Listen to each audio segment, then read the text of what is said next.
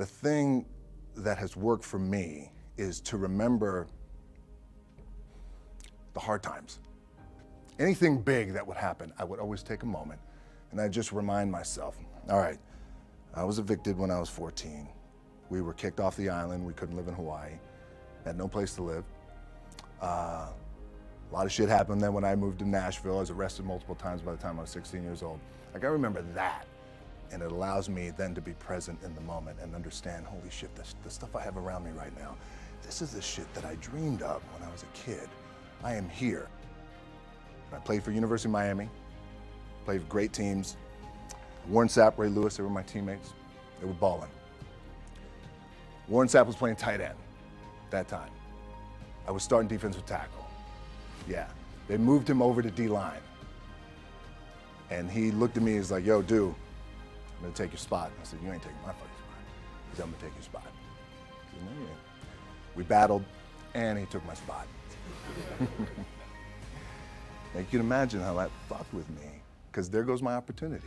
He went in, switched to defensive tackle, lit the world on fire. Well, what that did, it crushed me, it crushed my dreams. I had a piss poor senior year, zero production, no NFL, no combine invite, nothing. Finally went to the CFL, Calgary Stampeders, making $250 a week Canadian. Now I had to send that shit home to my wife at that time.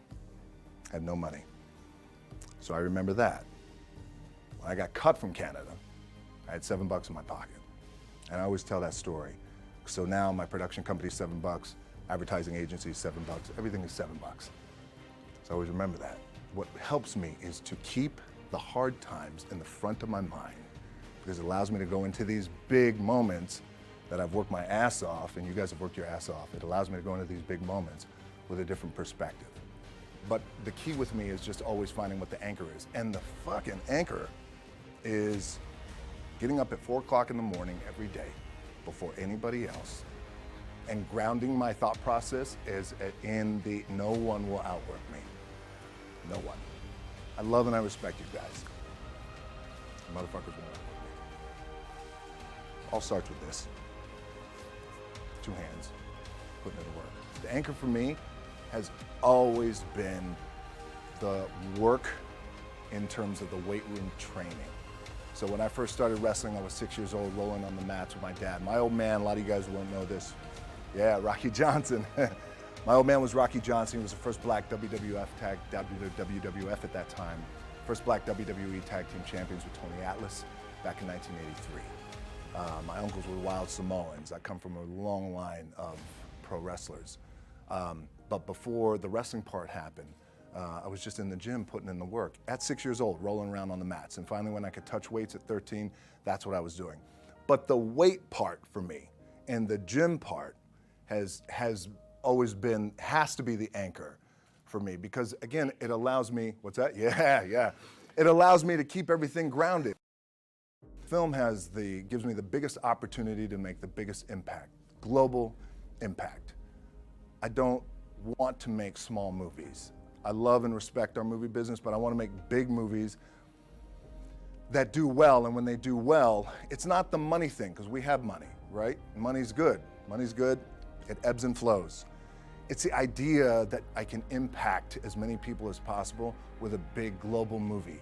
And when the global movie is touching $1 billion, that sounds good, right? It's good for the bank account, it's good for everybody involved, everybody's getting their piece of cake, it's great. But what that does do, I know I'm impacting people around the world by giving them some good entertainment, making them feel good, leaving the theater floating. Favorite WWE moment will probably be, I've had a lot of them, and got really, really lucky. I think probably the matches I had with Stone Cold Steve Austin. Yeah, they were really good, and we just had a real special chemistry. And anytime we got in the ring, it created this kind of magic, and we broke a lot of records and pay-per-view records. At that time, WWE, they were still in the pay-per-view model and the pay-per-view business. They're not now. But that was always cool because we had a goal. Steve and I had a goal, which was let's sell out a stadium and let's break a pay-per-view record. But it was always cool with him because then always too, you know, he was the kind of guy who, and you guys have this, you have this amongst your team, you have this amongst players in the league, where that guy Former Texas football player at West Texas State down, so he was crazy, but he would push me and we would push each other every night. You know, and the thing that the WWE taught me, which I think you guys can take away and it can apply to a little bit of your practice and your business and your gameplay, is WWE taught me to always listen to the people. You always want to listen to the people. So when I would go out, you know, look, you go out, there's always a lot of ego, and you know, I want to do my shit, and then another wrestler would say, oh, I want to do my shit, and I want to do my finishing move, I want to do my finishing move. I got to look good, I got to do all this. My last match in WWE, I'll share this with you guys too, is that, again, because there's a little bit of takeaway here from all this shit, is I wrestled John Cena, and I went in, I think it was 2013, I went in WWE champion, and we went in MetLife Stadium. We had a record-breaking attendance, which was amazing that night. We accomplished our goal. So I wrestled with John Cena. We had 45 minutes planned for the match. It's nonstop go, right? So your conditioning is tested. And at that time, I wasn't full-time in WWE. I was just doing these spot matches where I was still shooting G.I. Joe, I think, or Pain and Gain at that time.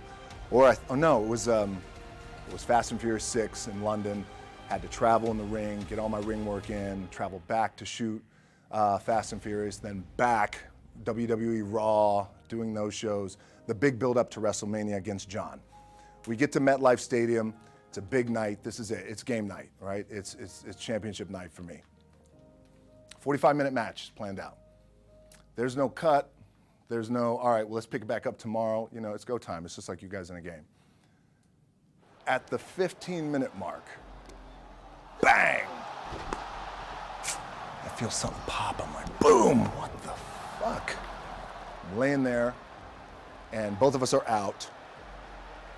I said, oh fuck, something's going on. And I stick my hand, now there's 85,000 people, right? And we're just laid out like this. I kind of roll over, I stick my hand down in my trunk just to see, I want to make sure that there was no bone sticking out. So if there's no bone sticking out, what the fuck? Something just happened. Referee comes over and he's like, Rocky, all right? I'm like, yeah, I think I'm all right. I said, fuck. I get up, I go to step, and I can't step. I can't do this. I have to use my leg like momentum. I gotta do that. So now in that moment, and you guys are gonna have these moments, you probably already had them already, where you're in the game and you're in the thick of things, and you gotta make a decision. What I gotta do? I gotta stay in the game, committed to the team, I committed to my team, the whole entire roster, right? And in the world of wrestling, when you have a big show like this and you have a big main event that the entire show is based around, the wrestlers will come up to the two people in the main event at some point all throughout the night in the locker room and just be like, hey, thank you for the house. Appreciate it. Thank you for the house. And what that means is that's their way of saying thank you for helping draw 85,000 people and putting a lot of fucking money in my paycheck, in my bank account. Thank you for the house. We got a lot of thank you for the houses that night. Bang. This happens, and now I realize I can't move my leg. And I got 30 minutes left of this match. And it's not just like fucking around. I mean, these are like, we got to put on a show. There's a lot of big flying and suplexes and all that. So I could tell the ref says, are you okay? And I have one moment. In this moment, it was a defining moment. I could either tell him, no, I'm done. He'd give the signal, match is over. Or, let's keep going. And again, this is a little takeaway for you guys. If you ever have this moment, I'm sure you have. If you haven't, it's coming. We have this decision. I said, no, let's keep going. I said, how much time is left? He's like, 32 minutes. I'm like, fuck, okay. Rest of the whole match, couldn't move, doing everything like this. I'm getting scared because I'm thinking, man, well, what happens if I pinch something or something like, you know, I don't know, your mind starts fucking with you in the moment. There's 85,000 people, your adrenaline's rushing.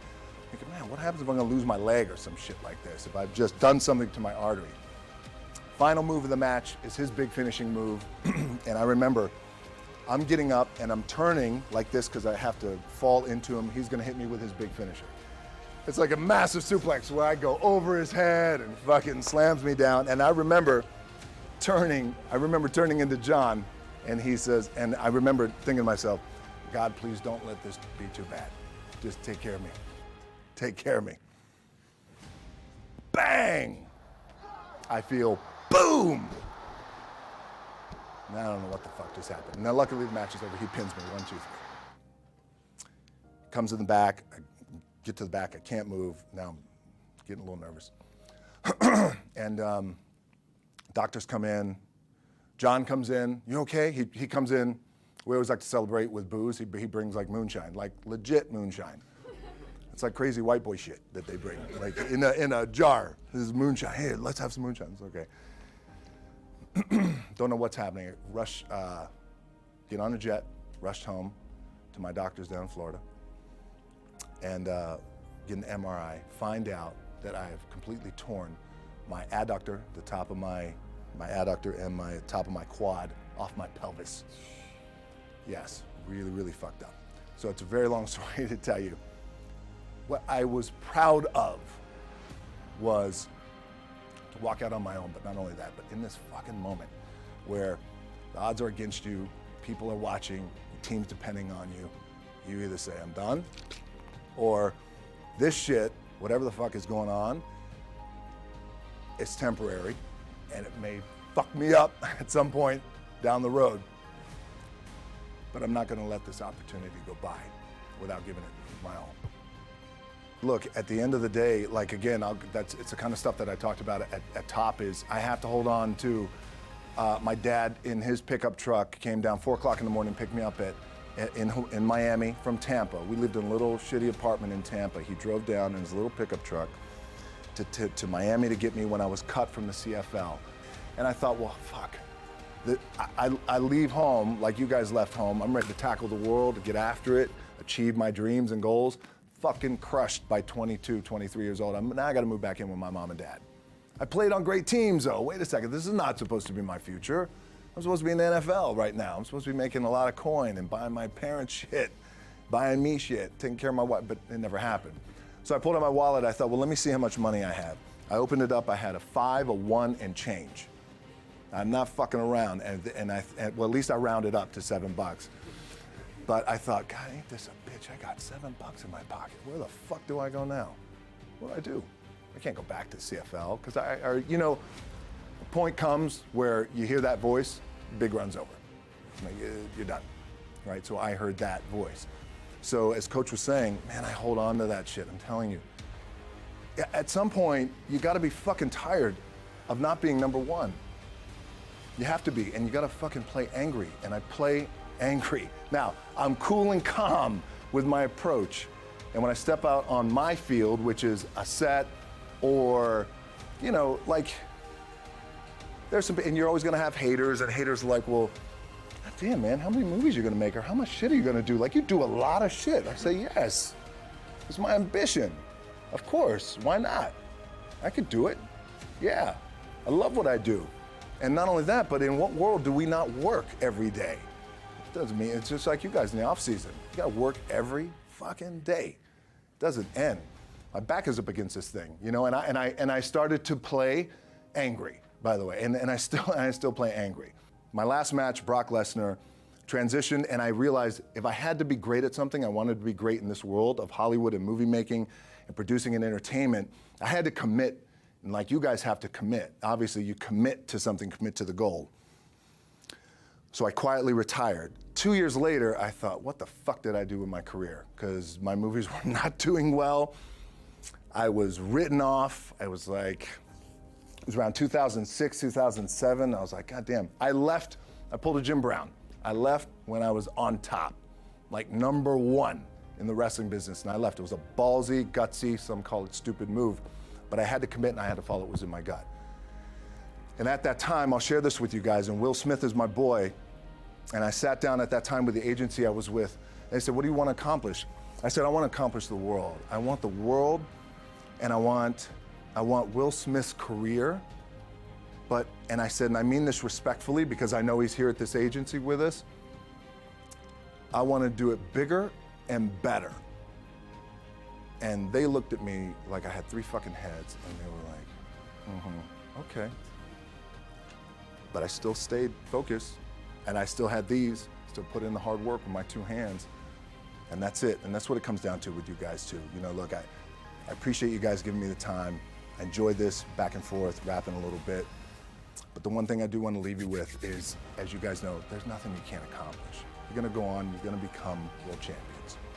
The key for me, what I think one of the keys is, remember where you came from, keep that shit in the front of your mind, and when shit goes bad and it goes sideways, a lot of shit does, you're getting booed out of the fucking building, or you're coming through this injury, or people are writing you off, oh, you guys ain't gonna fucking make it. You know, any of that shit, you gotta keep it in here. And it really has to, it should drive you. It should. It works for me. It should drive you. Guys, thank you. Thank you boys so much. Appreciate it.